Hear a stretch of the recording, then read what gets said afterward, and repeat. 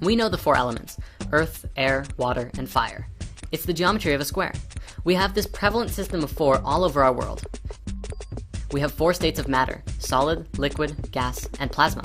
We have four seasons: winter is earth, spring is air, summer is water, and autumn is fire. We have four directions.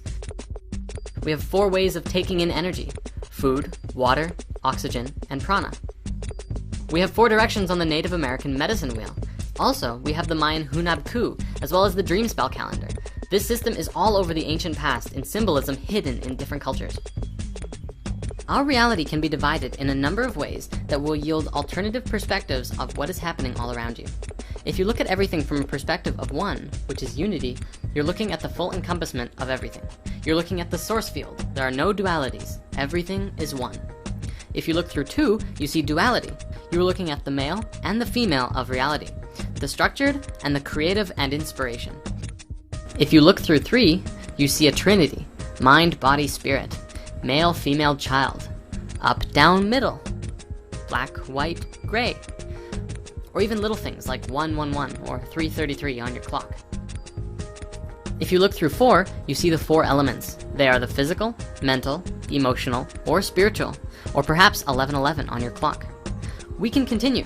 5 is the pentacle, as well as the dodecahedron. 6 is the vector equilibrium, or cuboctahedron, which we'll talk about in a few minutes. Do you see how each geometry is connected to a different energy? There's a lot of connections here that we can make to start seeing things bigger. Each point on the flower of life is one, and when you connect them, the geometries expand. 2 is a trion ray. 3 is a trinity, a triangle. 4 in the flower of life is a vesica Pisces, but it can also be a square. As these expand, they grow in dimension as well. 5 is a pentagon, and 6 is a hexagon. Each of these numbers relate to our dimensions as well. Dimensions and densities are very interconnected, although they are not the same. Dimensions go like this. 1 is 1 dot. That's unity, or dimension 0. Then 2 is a line. That's duality. 3 dots is a triangle, so you get a flat plane, a two-dimensional shape. 4 dots is a tetrahedron, giving you depth, bringing you to the third dimension. There's no real way of drawing a fourth dimensional object in a two-dimensional video, but it's believed that they're as amazing as something like this in actual manifestation. You might notice that we're really only looking at up to 6 geometries. This is because as we're evolving, we're moving from a third dimensional awareness to a fifth dimensional awareness. So these are the ones that we need to understand. These geometries also work in tandem with the chakras. Everything is connected. So we have the 4 elements down, which means there are 2 more geometries to look at. Well, actually 3, but the Merkaba is a whole video on its own. The 5th geometry is the dodecahedron, which I associate to being the life geometry. Not creating life itself, but the expression of consciousness through the other 4 elements. Think of it like your awareness of each of the other elements. The awareness of your physical manifestation, the awareness of your emotional self, your mental self, and the realization and awareness of your spiritual self as well. We have 5 platonic geometries that form everything in creation, but we don't have a hexagonal shape.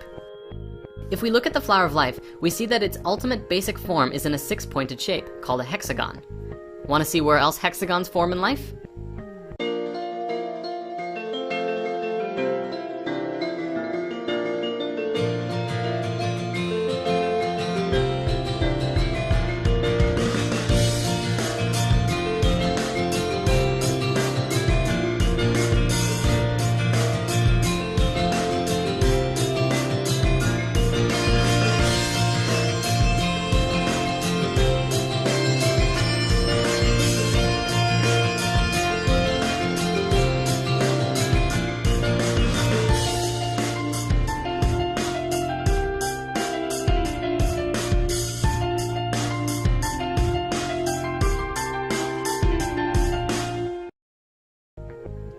We have all of these hexagons, and yet there is no platonic solid that is formed with a hexagon.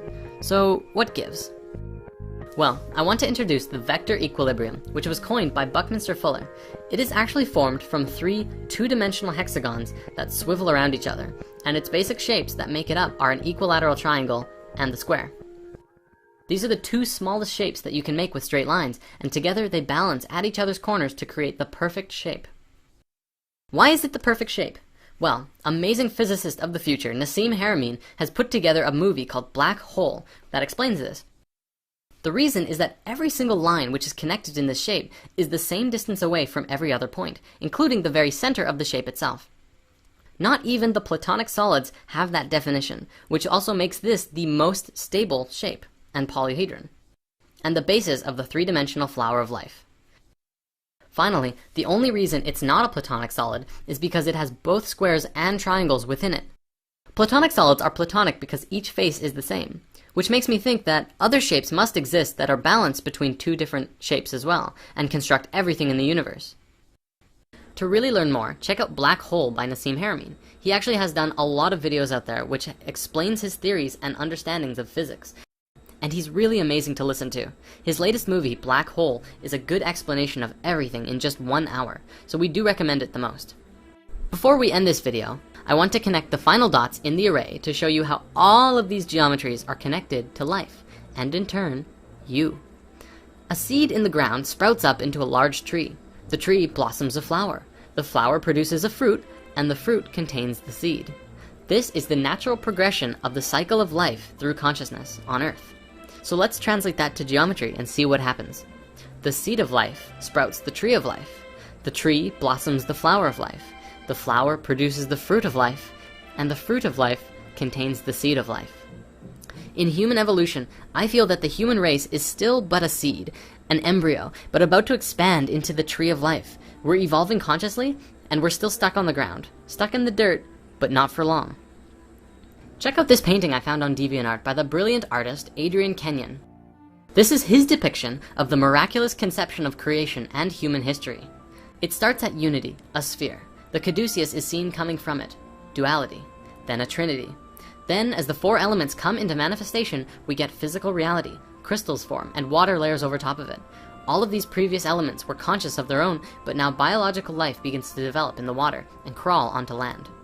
We go through a few stages of evolution. Dinosaurs, basic mammals, and then humans show up. There's a lot of ideas as to where we came from, and we won't get into this now. Adam and Eve happens, the Buddha becomes enlightened underneath the Bodhi tree, and then something shifts. From this point to here is where we are now. Disconnected from our own natural spiral, paving over the ground, killing people for telling us that being materialistic can heed nothing good. Then come the world wars, and the world falls into chaos. And then something shifts again. From the destroyed world, another seed grows. We switch into a different reality. It starts out small. From out of the chaos, a tiny new Earth emerges and grows larger. This is the new Earth, a new realm of light and purity that we were meant to be connected with all along. The planet continues to evolve. Here exist angels, archangels, and multidimensional hypercubes. The planet becomes more crystalline over time. The last part of the spiral is the 7th dimension and the realm of God, an infinite number of multiverses dividing like cells in an embryo, an ultimate omnipresence as everything that is contained in all of these multiverses is a part of God's consciousness. A snake biting its own tail, an Ouroboros, is the symbol of cyclic rebirth, like the phoenix. All of the information contained in the 7th dimension is held here like a nest for the next cosmic egg. There are a few other ideas that come to mind about this that I want to share as well. First, look at the shape of it as a whole. It's the Triune Ray, the geometry of DNA and light that we've been looking at before. If you line that up with the chakras, you can see how we go from a super dense space up to the highest frequency, until we once again connect with the same source that we were originally connected to. Doesn't that look familiar on the Flower of Life?